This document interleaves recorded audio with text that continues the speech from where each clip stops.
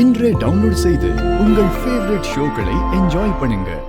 தீபிகா கிட்ட விசாரிச்சப்ப அவங்க விஜய் எங்க இருக்கான்னு உங்களுக்கு தெரியுங்கிறாங்க. நீங்க தான் விஜய கடைசியா பார்த்ததா உங்க மேலதான் ஒரு கம்ப்ளைண்ட் கொடுத்திருக்காங்க.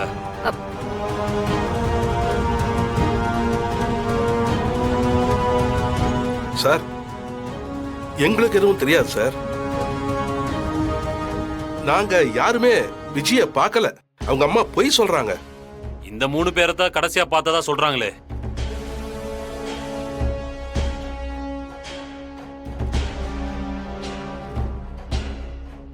நீங்க தான் விஜய கடத்திட்டு போனதா சொல்றாங்க.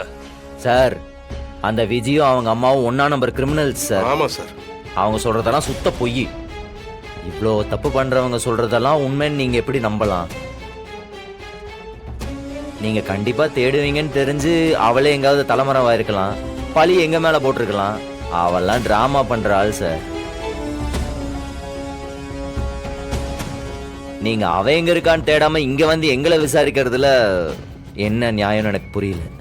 காணாம போன விஜய் உங்க குடும்பத்துக்கு அவ்வளவு துரோகம் பண்ணிருக்கா. உங்க சொத்தை ஏமாத்தி இருக்கா, கடையும் எழுதி வாங்கியிருக்கா. எல்லாத்துக்கும் மேல இவங்களோட அண்ணனை கொண்டிருக்கா. அப்ப அவன் மேல கோவம் வர்றதுல உங்களுக்கு எந்த தப்புமும் இல்லையே.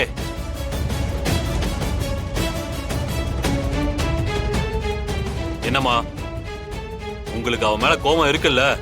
சார், அது நீ கொஞ்சம் அமைதியா இருங்க. சந்தேகப்படுற எல்லாரையும் விசாரிக்க வேண்டியது எங்களோட கடமை. எங்க டியூட்டியை செய்ய விடுங்க.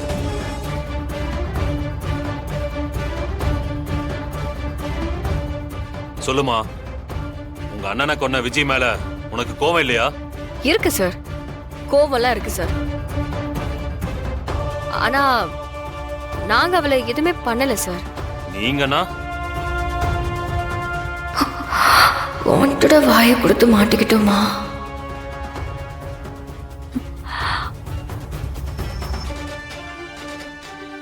சார், நான் அவளை எதுவும் பண்ணல சார்.